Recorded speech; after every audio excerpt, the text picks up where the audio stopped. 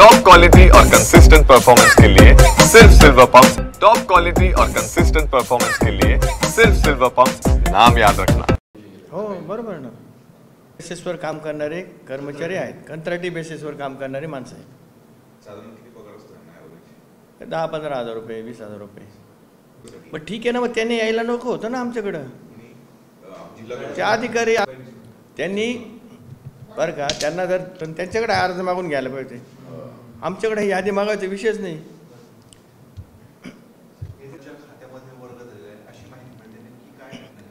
याच्यामध्ये आमच्याकडे ज्योती लांडगे नावाच्या एक जनशिक्षण संस्थान जे आमचं आहे विद्यापीठ, त्याच्या ज्या डायरेक्टर आहेत लांडगे मॅडम, त्यांची मैत्रीण असणाऱ्या तडवी मॅडम ज्या कौशल्य विकास खात्यामध्ये अधिकारी आहेत, तर त्या लांडगे मॅडम त्या तडवी मॅडमला घेऊन आल्या आणि त्यांनी सांगितलं की शासनाची एक स्कीम अशी आहे की त्याच्यामध्ये बेरोजगारांना प्रशिक्षण भत्ता आपल्याला त्या ठिकाणी द्यायचा आहे।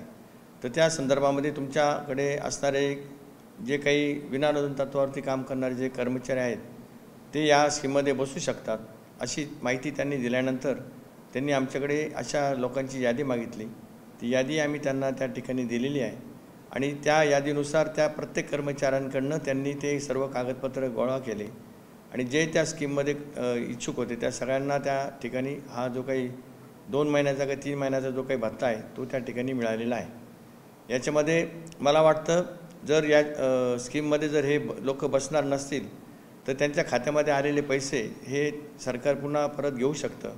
त्या संदर्भामध्ये संस्था पण पूर्णपणे मदत करायला सहकार्य करायला तयार आहेत। पैसे शासनाकडनं डायरेक्ट त्या कर्मचाऱ्यांच्या खात्यात आलेले आहेत, त्याच्यामुळे कुठल्याही भ्रष्टाचार याच्यात झालेला नाही किंवा असं काहीतरी बोललं जातं की ते पैसे आल्यानंतर त्या कर्मचाऱ्यांकडनं संस्था पैसे परत घेणार होती, अशा ज्या काही अफवा आहेत त्या अत्यंत चुकीच्या आहे।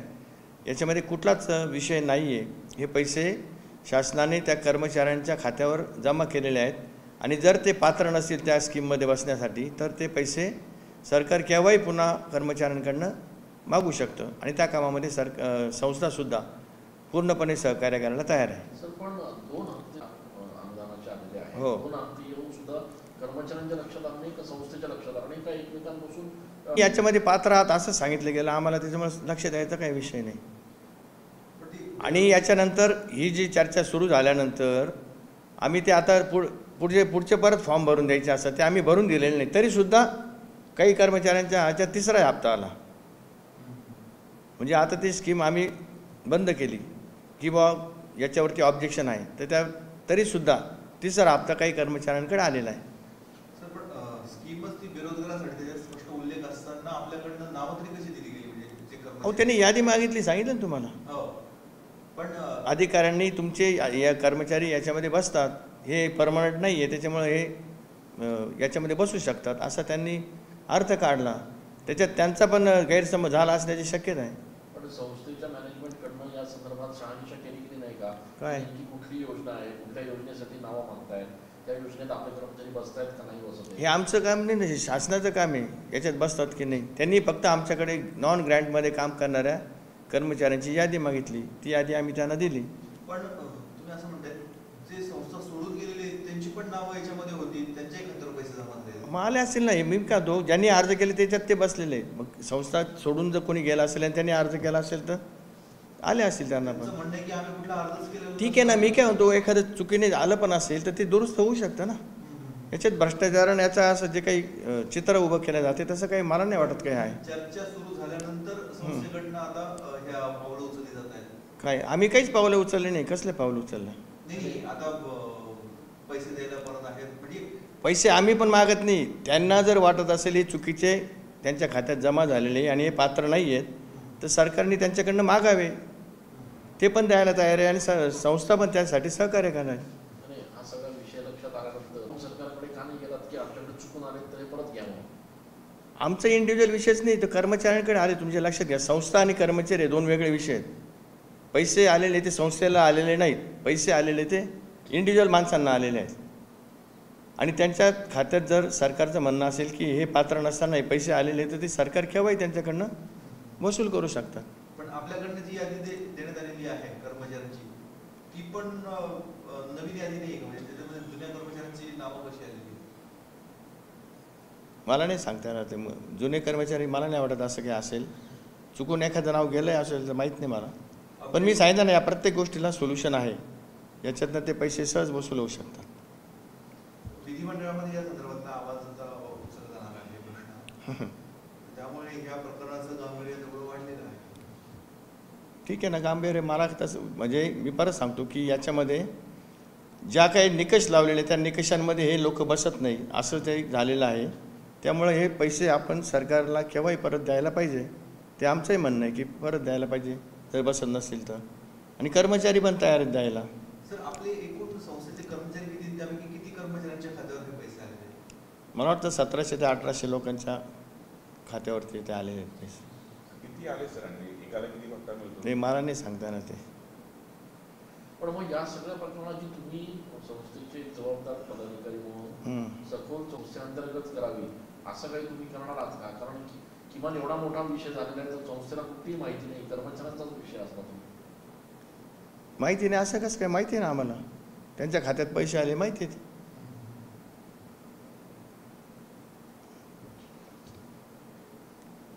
याच्यात फार काही म्हणजे जसं त्याचं चित्र उभं करतात तसं काही झालं नाही. आता लाडक्या बहीण योजनेमध्ये 70-80% महिला बसतच नाही असं आता समजलेलं आहे.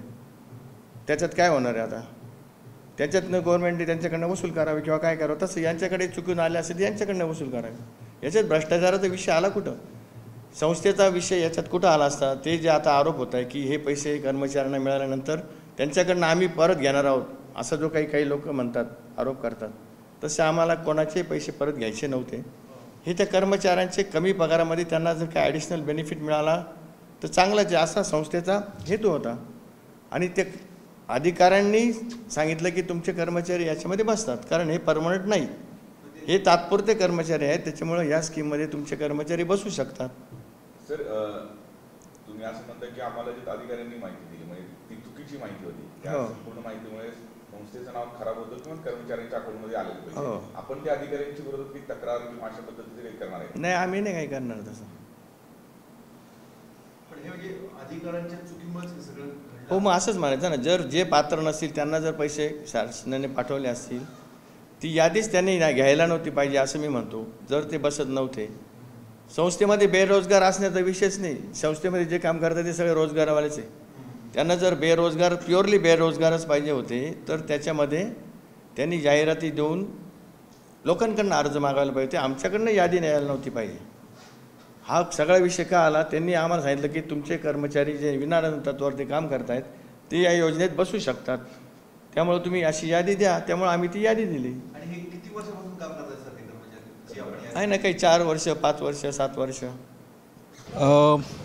या योजनेसंदर्भात जेव्हा मला प्रथम माहिती मला SMS आल्यावर कळाली, जेव्हा माझ्या बँक अकाउंटमध्ये मेसेज आला 10,000 जमा झाल्याचा, तर मी चौकशी केली बँकेत की कुठून आले. तर ते चौकशी करण्यादरम्यान पुन्हा 8 दिवसांनी दुसरे 10,000 जमा झाले. तर मी थोडंसं डिटेलमध्ये गेलो बँकेत थ्रू, तर ते हे कळालं की मुख्यमंत्री युवा कार्य योजनेमधून आले. तर मी विचार केला की मी कुठे अप्लाय केलेलं नाही, मी टॅक्सपेयर आहे, अप्लाय केलेलं नाही आहे. तर त्याच्या डिटेलमध्ये गेल्यावर कळालं की माझा डेटा, बँक अकाउंट आणि अदर डिटेल्स हे कोणीतरी वापरलेले आहेत. तर मग मी जिल्हाधिकाऱ्यांना, माननीय जिल्हाधिकारी नाशिक यांना 2 मेल पाठवले, दोन्ही डिटेल्स दिले.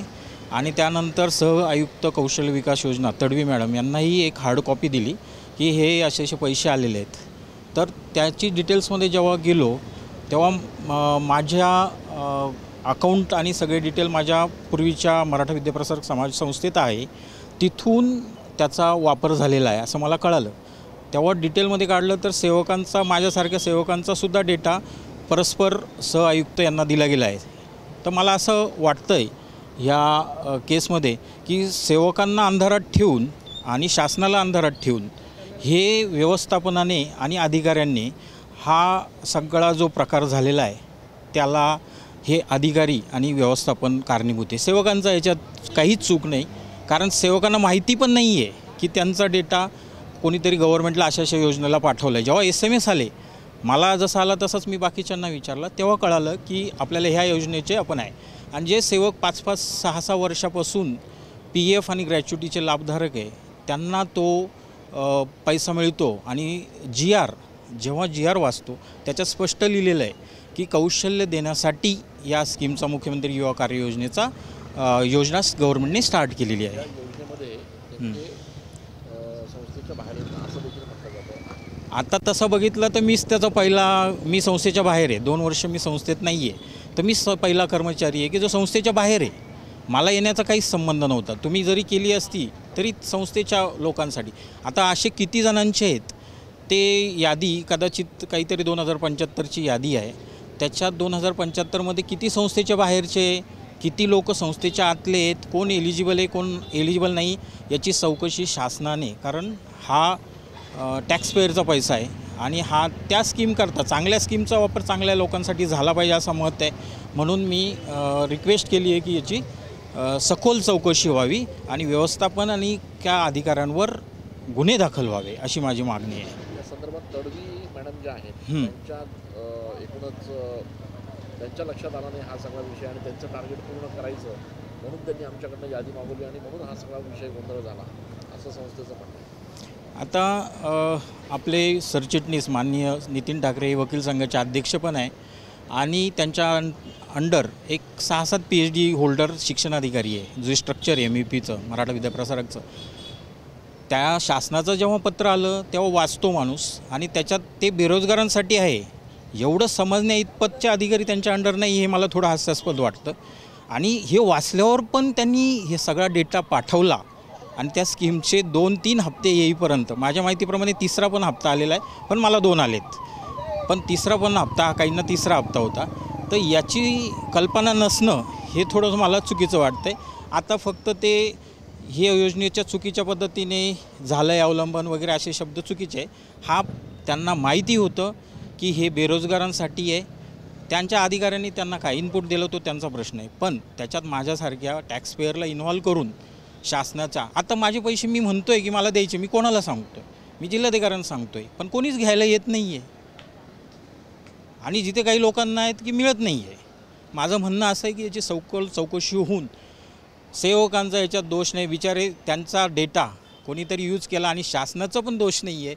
शासनाने जी स्कीम चांगल्या लोकांकरता वापरायची होती ते समजून न घेता चुकीचा डेटा पाठवला, चुकीची माहिती पाठवली आणि त्या चुकीच्या माहिती मुळे त्या लोकांना पैसे आलेले आहेत. सर, वास्तविकता जेव्हा मुख्यमंत्री युवा कार्य प्रशिक्षण योजना ही म्हणजे जेव्हा लॉन्च झाली तेव्हा आम्ही सगळ्याच आस्थापनांना भेट देऊन आणि मुख्यमंत्री युवा कार्य प्रशिक्षणमध्ये आपण यामध्ये सहभाग घ्यावा म्हणून सगळ्यांना आपण विनंतीवजा भेट देत होतो. यामधनं आपण मराठा विद्याप्रसारकला पण आपण भेट दिलेली होती आणि त्यांना पण आपण फॉलोअप घेतलेला त्या बाबतीचा. आणि त्याच्यानंतर 2 महिन्यांनी आमचे म्हणजे असं लक्षात आलं की त्यांनी जे कर्मचारी तिथे त्यांच्या संस्थेत काम करतात तीच यादी त्यांनी आम्हाला दिली. तर तोपर्यंत आम्ही ती थांबवलं. ते सगळं जे मानधन वगैरेची प्रक्रिया होती ते आम्ही थांबवली त्यांची आणि पुढे त्यांच्याकडनं वसुली करण्याची आम्ही कारवाई करतोय. सर, पण तुम्ही ज्यावेळेस त्यांच्याकडे गेला होता आपल्याकडनं काय त्यांना सांगण्यात आलेलं होतं? काही योजनेची पूर्ण माहिती देण्यात आली होती का त्यांना?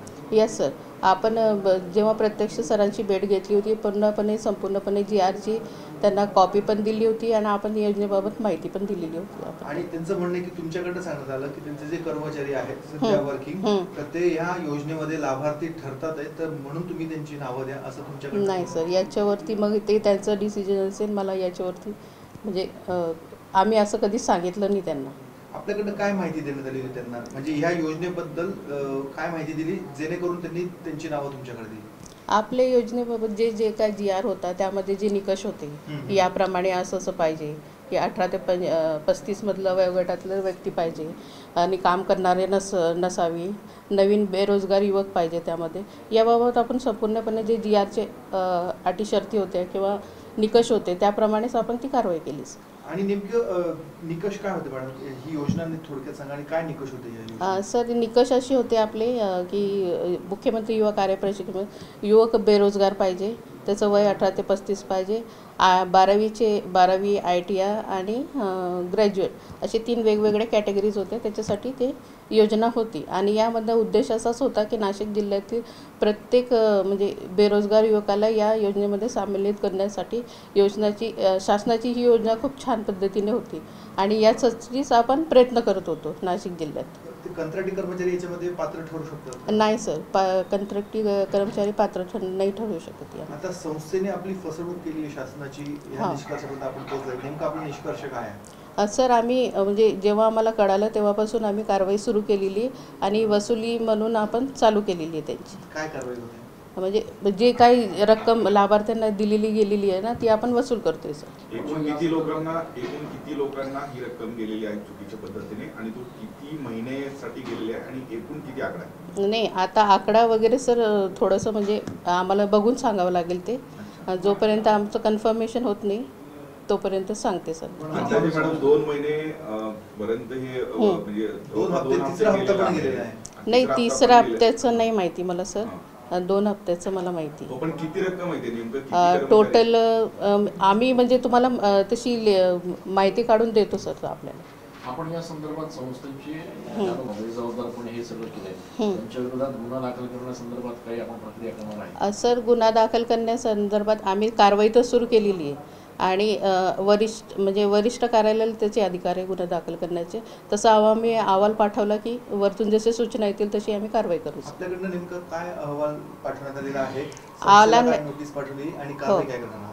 कारवाई ही वसुलीची आधी आम्ही करणार आहे सर पूर्णपणे, कारण शासनाचा पैसा येतो आणि म्हणजे जे लाभार्थी आहेत त्यांना आपण परत म्हणजे ते कट होणार माझं थोडं.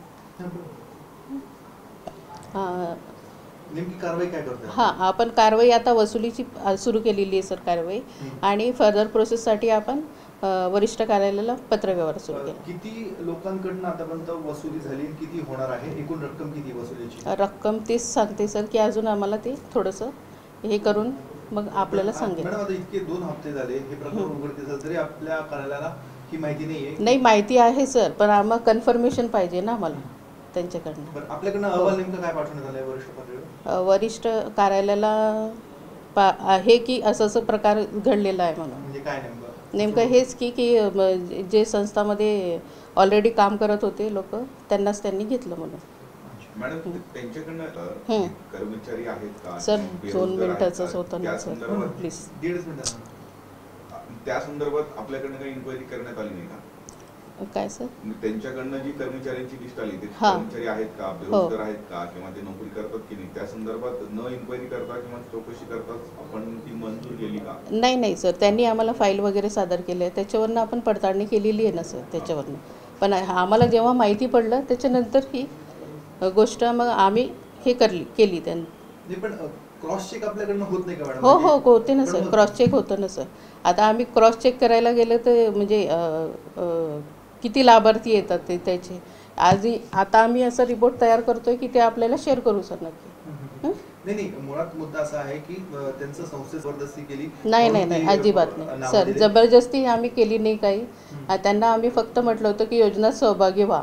आता यादी त्यांनी दिली, व्हेरीफाय आम्ही व्हेरीफाय केली आणि त्यांनी यादी दिल्यानंतर आम्ही ती पुढे कारवाई केली. पण हे व्हेरीफाय केल्यानंतर तुमच्या हे लक्षात नाही आलं का हे कर्मचारी याआधीच तिथे कामाला होते? हे आम्हाला माहित नव्हतं सर, तेव्हा माहित नव्हतं तेव्हा. मग आता नेमकी तुमच्या विभागाची शासनाची फसवणूक झालेली आहे, निष्कर्षाबद्दल तुम्ही आलात का? जर आला असेल तर मग काय कारवाई होणार आहे? हेच ना सर, आधी जसं सांगितलं आपल्याला की आपण वसुलीची आधी कारवाई करणार आहे, त्याच्यानंतर आपण पुढे वरिष्ठांची जसं सूचना असेल तसं आपण कारवाई करू. यामध्ये गुन्हा दाखल होणं अपेक्षित असतं तर आपण फक्त वसुलीवरच हे सर्व? नाही, आधी कसं आहे की शासनाचा पैसा जो गेलेला आहे तो वसूल व्हायला पाहिजे सर. माझं तर म्हणजे मत असं आहे की शासनाचा जो पैसा गेलेला आहे तो वसूल व्हायला पाहिजे आणि त्यानंतर मग आपल्याला कारवाई त्यांच्यावरती करते. या संपूर्ण घोटाळ्याला जबाबदार कोण आहे सर? आता त्याच्यावर मी नाही कमेंट्स करू शकत सर त्याच्यावर. आणि नाशिक जिल्ह्यामध्ये असे किती लोक आहेत मॅडम या योजनेचा लाभ घेणारे? एकूण संख्या किती आहे सर? एकूण आपल्याकडे 9,500 ते 10,000 लोक आहेत. हो. त्यांना किती निधी देण्यात आलेला आहे आता आजचा मला आकडा बघावा लागेल.